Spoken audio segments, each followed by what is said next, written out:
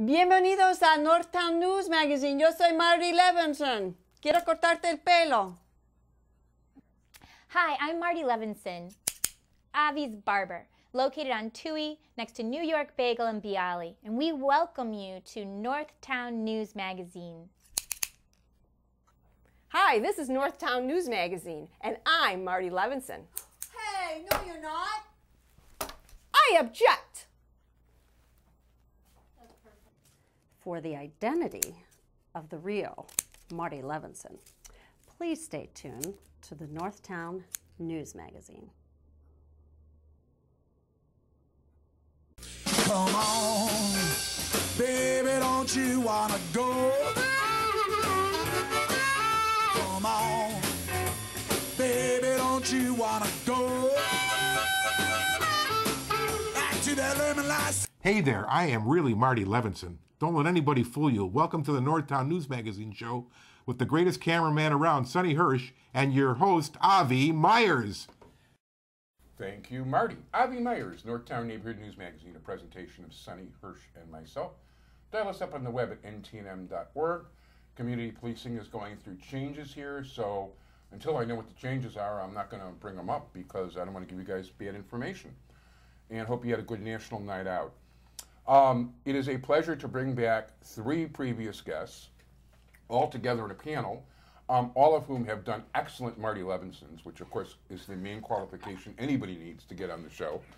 And I'm talking about, and we'll introduce them. Where's your camera now, Sonny? Right next to me, or? Okay, so first I'll have you guys introduce yourselves.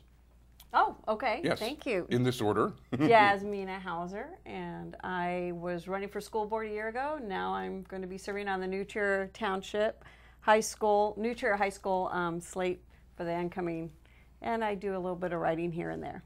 Congratulations. Thank you. Okay. I'm Danielle Rowe. I'm with the Illinois Opportunity Project. We are a public policy non-for-profit that supports free markets and free minds. You can find us at illinoisopportunityproject.org. Hi, Avi. I'm Lori Diversey. I have a small business, Cake Chick Great name. Cookies. Oh, thank you. And And so a local business owner in the state of Illinois. Happy to be here. And by the way, just for the record, I actually met Danielle and Lori initially at the 2012 Greater Chicago Jewish Fest, where they were helping man one of the booths over there. And you know, it's funny, there's always a lot more Republican presence than, you know, at the Jewish Fest, and there is Democratic presence. And that probably has a lot to do with a lot of things that we can get into the conversation. So all of you ladies are very interested in politics. Mm-hmm. Too much so, I think. Well, I like to tell my children it's not so much politics, but it's more about governance, being aware and engaged in how not only our state is run, but how our country is run. And where our money's going. Exactly. Especially as a business owner, I mean, you know, you've got Lori there with Cave Chick. Yeah, and I'm learning. Oh, vegan cookies, by the way. Right, and you know what, just as far as being a business owner, as your husband is as well, you really start thinking about, you know, just simple things like raising the minimum wage. I mean, as a startup, you're really concerned about your bottom line and you want to get the best possible employees that you can, and you kind of put the premium up. So around Chicago area, you know, you're paying somebody a premium to work $10 to $15 an hour. They raise the minimum wage up to $12. What am I going to be doing? Paying somebody $20 an hour in order to entice them to work with my small company? It's really frightening. It is frightening, and the fact is people don't realize, too, that most people working for minimum wage fall into basically two categories. The first category being anybody that's there between 6 and 9 months, something like 70-some% of workers, after 6 to 9 months with their company, start making more than minimum wage. So it's not like that's where you're permanently stuck. And if you are stuck in that kind of position, get another job. You know, there's some out there. Or train yourself. Exactly. That's the whole beauty, I think, of minimum wage, in the sense that it offered me, as a 15-year-old in 8 months, and I grew up in Virginia, I was able to work at McDonald's and learn, and they trained me so well. They taught me great skills, you know, about work ethic and customer is king and, you know, service with a smile. They teach you all these wonderful things that you learn as a as someone, I mean, I'm one of 7 kids, right, to a single mom. So I needed to make some kind of a money, and I'm so grateful for McDonald's for offering me that opportunity. And then I was able to go take those skills that I learned at McDonald's onto Kmart. Do you know what I mean? You just keep going up and up. JCPenney was later, and so on and so on. Right, And then but I was able to pay they for stuff. actually write articles about one of the best places to get educated as to everything you need to know about being in the business world is at McDonald's. Yes, they had a great training program. They had a video. They sat us down and they had us go through. I mean, it was beautiful. It was a wonderful training. You know, and get you there every day for 4 to 5 hours after school. I would make my money, bring home some Big Macs and some other Right. stuff. Now this is sounding like a McDonald's plug, but the basic thing is you start at minimum wage just as a temporary introductory, getting some experience, not as a living wage. Right. And there has to be said something about the people that accept that minimum job opportunity as their career. And I got involved. I would like to be, moving ahead. Yeah, most people do Yeah, want move to move ahead, and the fact is, when it comes to high school kids too, I mean, high school kids would be included in this new minimum wage, and you're just going to see less high school kids employed. Yeah. Well, Right. one of the things that why I But got yeah, involved good in points. right, excellent points. One of the reasons I got involved in politics was, I had a different experience. I grew up in a small business home. So my father owned our own construction company, so I learned a lot of my work skills from my family. And so being small business owners, we took a lot of pride in the American dream and my father's vision that he had for our family and for his business. And to watch him grow that, and he learned in the workforce from his dad and then from, other business owners in the construction business. And he grew his business until he was a general contractor.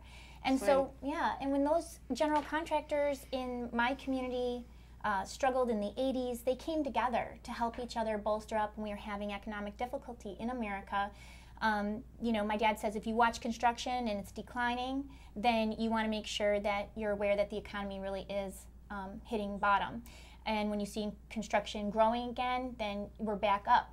And so, I watched that through the 80s as a young person, them get through that. And then what happened back in 2010 actually, I started seeing a lot of small businesses just shut down and find out what was going on in my community where I grew up in Wakanda. And they said, Danielle, it's the taxation, it's the overspending, it's the overregulation. We just can't afford to be in business anymore. And so they started taking their shingles down. They started taking, less of a workforce on to train them in the trades. So we look at the businesses as a whole and we say, what's the problem? And it's all about leadership, Avi. It comes down to, are we creating a friendly business state? And are we creating an environment where businesses like Lori's can thrive and businesses like my dad's can grow and train, as Jasmine was saying, the big McDonald's corporations, all the way down the food chain. But now you have what? Walgreens? Isn't it Walgreens that wants to go? Who wants to go? Walgreens is the company out that of wants Deerfield. to go from Deerfield and put their headquarters in Europe, where they'll pay a lesser tax rate, because no country in the world has a higher taxation rate than America. I wanted to comment also on what you just said, because I am a small business owner who is the son of a small business owner and the son of a small business owner. And further than that, I can't go because my family got wiped out in the war. I don't know a lot. So, but the fact is, when I came to a crossroads based at a certain point in time when computers started coming in, because in order to be a successful publisher, you usually need a sideline that you can plug through the business. That's how you get through the early years. So I leased my own typesetting equipment, and I did virtually everybody's ad book and newsletters for the synagogues and Jewish organizations throughout the area. And when computers started coming in, I had a choice. I could either go to the next highest level of machine and start calling people on Michigan Avenue, and leases at that point started around $200,000 a year for a machine like that. Whoa. Which is pretty I mean, the $60,000 lease I had on the old machine was damaging enough. But and I knew when I bought it, it was going to be absolutely worthless at the end of the lease. So that's the way this equipment works in today's society. So I had employees. I had a couple of full-time people. I had some part-time people. At one time, it was even bigger, and I had 3 shifts around the clock. But as computers started coming in, I was competing with housewives, and even though working out of their basement, Bloggers? Pardon? Bloggers? Oh, no, not bloggers for the newspaper. I'm talking about people that, you like, let me do your invitation, let me type up your resume, you know, that kind of thing. So what were they competing you with for? So, well, I had a $60,000 piece of machinery that was outputting Kodak film, which cost me $1 a foot. Okay, plus paying the lease, plus paying the office. Then there was chemicals, speaking of government regulation. I basically used a gallon to a gallon and a half of developing chemicals, okay, per month. That I actually disposed of properly because the guys who printed my newspapers just said, give them to us, we'll get rid of them for you. It was nice of them. So, but I actually had the EPA come into my 1,000 square foot office with my 2 machines and gallon and a half of chemicals and want me to prove that I was properly getting rid of everything environmentally. Sure. And I can't think of how much money they must have spent on me, given the time and all the rest of it. Well, you were easy to find. You were easy to get to. You only had to walk through one door. Larger places, they might have to That's push true. around a little bit. Well, actually, it's funny, too, because the name of the company was Jewish Chicago, Inc., and I do feel that brought me the wrong kind of attention sometimes. So, especially when the IRS audited me. Oh, no. Well, the funny thing is that it turned out, you know, after the audit that they actually owed me money. So that was kind of good, but I heard some interesting comments, let's put it that way, about, well, Jewish people don't do this and Jewish people don't do that. You know, if this was a black situation, it would have been major headlines, but, you know, life doesn't work that way. Well, you know, getting back to the minimum wage real quick, I'm sorry, I just wanted go ahead. to finish. Yeah. I basically, what I did is I could have still been hiring people, but I decided that kind of gamble and that kind of lease and competing with these women working for $10 an hour, which didn't begin to cover the cost of just running the machine, were worth it. So I just downsized and moved into the house. Smart. Get rid of the overhead. Yeah, get rid of the overhead. I mean, in some ways I miss it in a lot of ways, but you know what? At least I'm financially viable, not rich. Well, speaking about financially viable, I saw this. I thought it was interesting. It was on Facebook, as of all things. And it says, why Walmart can't pay employees $15 an hour. Walmart has 2 million employees. Average employee makes $8.81 an hour.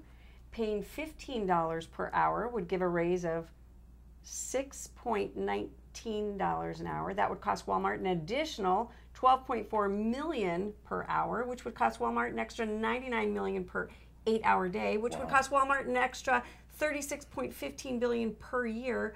Walmart profited $16.8 billion last year. This raise would cause Walmart to lose $19.35 billion. That's if they want to keep themselves as the lowest priced, you know, big box out there. Well, but so then they have to raise the prices, and then exactly. You know, then everybody will be all up in arms about that. Exactly. Right. So, but they would be out of business. My if they do. manufacturer, because that's the one thing I don't do, is make the cookies. Otherwise, I do everything else. But my manufacturer, I think this is stellar. They have actually one high wall is basically an accounting sheet, and it's letting the employees know every single expense. That's all the way wonderful. down to whether or not they performed, you know, the workers performed efficiently that month or not. Smart. And they can see that this month we actually lost money. So it's not like the boss is pocketing it all. Right. It's called accountability and transparency. We see that in the private sector a lot, and we'd like to see that in the public sector. You know, as citizens and taxpayers who are supporting this revenue that seems to be just an endless, you know, wallet to our legislative bodies and, you know, and that they're out there spending and then asking us for more and then not keeping the promises that they said they would make, like the temporary tax hike of 2011 that's supposed to sunset in 2015. And they want to keep that 67% increase on our personal income and 46% increase on our corporate income. Once you raise the taxes, that was, you know, we believed them. We trusted them that was going to sunset. Well, actually, I didn't believe them at all. I didn't believe them either, and I was shocked that it even happened. happened. But, you know, these are all kind of numbers to people. They don't mean anything. What means something is, how is it actually affecting you? And I'll tell you, for me, I just sold my house. So within the next couple of weeks, I'll theoretically be homeless. So I have to find something. Do I buy in the state of Illinois, accepting the risk of what's going to be pulling from me because I'm a property owner, or Right. do I rent? I've been looking, I mean, basically there's nothing to rent out there, but you know, in the rental fee, things are extremely expensive, and what I'm paying for is the exorbitant property tax that the owners have, plus, you know, probably huge mortgages. So you're paying a lot of money for very little. Right. And, you know, I've been like this. I've Right. had That's some why I sleepless nights. I was awake at 4 a.m. this morning trying to figure rent and waste money, buy and risk money. And Right. Especially in this. I've asked a couple people, in and this I state. think I've. What'd you come up with? Oh, I don't know. Well, you know, to Lori's point, somebody leaves the state every 9 minutes. So somebody's exiting the state. And in fact, our workforce is exiting the state. And our political leaders, like Pat Quinn, are touting this as we had low unemployment rate in June. But when you look at the statistics, it's actually in are hightailing June, it out. right, 21,700 people gave up and left the workforce. In over 3 months' time, 46,000 of them have actually left. So we look at this and we say, what is wrong with our state? And again, it goes right back to Not the weather. it's not the weather. No. It's not Right. small business owners. It's not the taxpayers. It's not it's not the residents of Illinois. It comes to leadership. To Jasmina's point, where they go ahead and they take a crisis like the workforce and what's going on in job creation here in the state, and they say, I have a solution. I'm Governor Quinn, and I'm going to go live on minimum wage for a time. This is a stunt, and it's Absolutely. unacceptable, and we Absolutely. deserve better. One of my principals, Pat Hughes, wrote an article that you can find on our website, and it's called Play to Win. What's your website? IllinoisOpportunityProject.org. Okay. And it's called Play to Win. And it addresses this issue, and it talks about how, right now in 2014, we have a real opportunity to have challengers to the status quo who are running for office, in the House in particular, who can stand up and say, enough's enough. We're fed up with the corruption. We're done with the overspending. We're done with using a crisis to build an agenda that is failing the citizens and the businesses of Illinois. And the families. I think Yeah. families are really hard hit too. I mean, that's why I'm so grateful. You said the House is so important. It's not just the governor. I mean, Bruce Rauner. I've never seen anybody work so hard for a job, as well as Evelyn Sanguinetti, who is the first Hispanic woman on the ticket for Illinois. I think that was very cool as a first her a generation. shout out. And Yeah. Rauner gave up his pay for governor. He's not even going to take He's a not pay. going to take a salary. He's not going to take a salary. There you go. Well, and I'll take it. yeah, right? Exactly. He's Yeah. going to give it back to the taxpayers. I think that's a beautiful thing. I mean, but it's not going to be just Bruce Rauner, though. It's got, and Evelyn Sanguinetti. It's Right. got to be the House, like you said. And in my district, there's a woman, Kathy Miles. She's my neighbor. She's a lawyer. She's got kids of her own. And she was talking about the other day how the godparents to her children are graduating. I think one just graduated from University of Indiana, Bloomington, and they don't want to come back into Illinois Right. because of the business, climate here.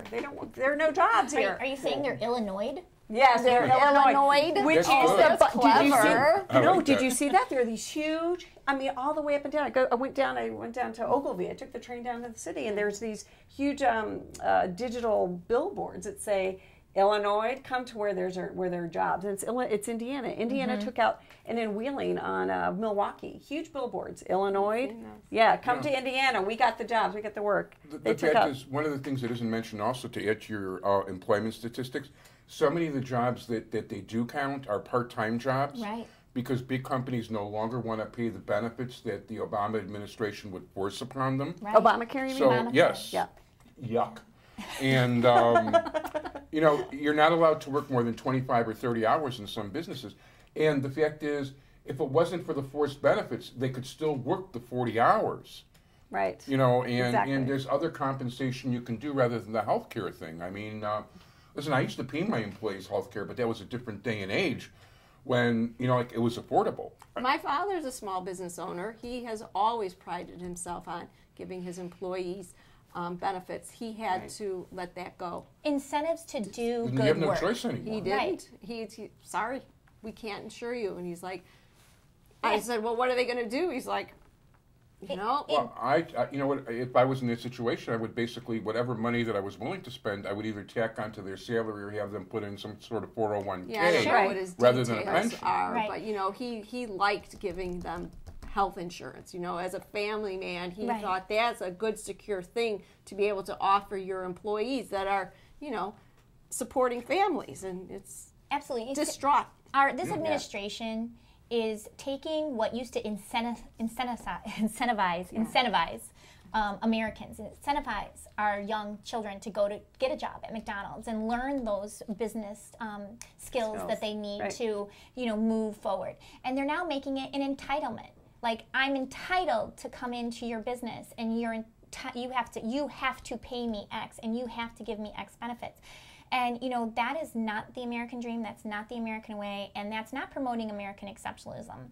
And, you know, I just feel like I'm excited about turning the conversation around. Yes. And I'm excited about having people exercise their right to vote in 2014. You know, we need, as people who look for responsible government, honest government, effective government that takes care of the people that are in most need among us. But you know what, Danielle? You know it's not happening here in Chicago. I mean, I saw just this heartbreaking video by this journalist. His name is Rebel Pundit, rebelpundit.com. He took raw video of people in the community on the South Side whose kids are shot, killed. I mean, this family lost their son, their daughter, and we're not taking care of our own. And in fact, we're letting a whole barrage of kids coming in at the border, and they're spending what Obama wanted to send $3.8 billion to It go was help them. And 75,000 we have to take care of our own here. I Right. mean, Exactly right, and that's one of the problems I have with guys like Bush and Clinton, and Oprah, or OFAT as I like to call her. But, what do you call her? No. OFAT. Oh gosh. And that refers more to her head than her body, by the way. Okay, go on. What were you Because gonna say? the reason being that, you know what, she builds this model high school in South Africa, which is great. I'm not knocking it. It's a wonderful thing to do something charitable. Why not the kids in the United States? Why not help out people where you live? You know, when she was asked that question, she said, because kids here don't appreciate it. Well, Avi, let's talk. But I'm not saying that's right or wrong, but you take a look at Clinton and Bush and their endeavors after their presidency. I'm not saying don't help people in Africa or other countries. But there's this thought that, oh, you know what, because I heard Charity someone begins else. at home is what my mother always used to tell me. Well, but I also heard that someone else say this about, oh, you know, all these immigrants, the illegal immigrants that are coming in south of the border. And look, my parents came here legally from South America, first generation Hispanic, so I know that it can be done, and if you do it the right way. But they were saying, oh, but you know, who's going to do the jobs? I heard a speaker last week say, you know, who's going to do the hotel work, the bus boy. I'm like, Really? we will. My kids Right? will. Hello. I will have the jobs. I mean, first of all, there are no jobs, and they brought a whole bunch of kids here illegally to Chicago. So let's talk about the fact that you were bringing up on the South Side with the kids that need the anti-violence programs. Right. You know, we had opportunity to have an anti-violence program, and they lost $56 million of taxpayer money. You know, so that's what currently Quinn, Quinn. that's right. He currently That's right. is under investigation for that. So you know, again, to Lori's point, the transparency that you saw in that private business at the manufacturer that makes her cookies, it's common sense. It works. It holds people accountable. It keeps people productive. Let the businesses incentivize their employees by giving them the benefits that they need as they grow within that business. It's exciting to see how the corruption in the state is now coming right back at them in this election in 2014. Mm-hmm. And we've got real talent like Kathy Miles and others across the state that are rising to the challenge and saying, enough's enough. We're going to come out of our lives as small business owners, like Mel Fillins out of Lori's district, actually in Park Ridge and Des Plaines and Elk Grove Village. And he's going to keep that narrative moving forward. He's going to keep using this opportunity to run for... Is that the check cashing person? He runs Fillins Armory, yes. Right, I was really impressed by them. They have a park, right? Yeah. Right, which is in the his neighborhood grandfather's here. He doesn't want to leave Illinois. Which they actually told the Park District runs it now, and it was kept in such a state of disrepair. He said, "You better take my family's name off the park." That's right. And they had goodness. And he wrote a really great letter to the editor called "Wanted: Business Friendly State." Yes. And you know, I think that's a huge message because is it jobs that's a problem? Is it the lack of opportunity that we have here in Illinois to get a job, or the lack of education? We have some of the top colleges here in the nation. No, it's the business-friendly state that we need, with less taxes, less regulation, you know, offering families the opportunity to want to grow here and businesses the opportunity to thrive here. Yeah, I wouldn't want to. If I was starting a business today, I'd be doing it in Wisconsin or Indiana. I would not be doing it in Illinois. Right. And the fact is, if my mortgage wasn't paid off, I'd probably and actually, if the house was worth anything near what it was before 2007, Right. I'd probably up and out. Well, we asked Lori like what her solution was. Was she going to rent? Was she going to buy? And literally, right?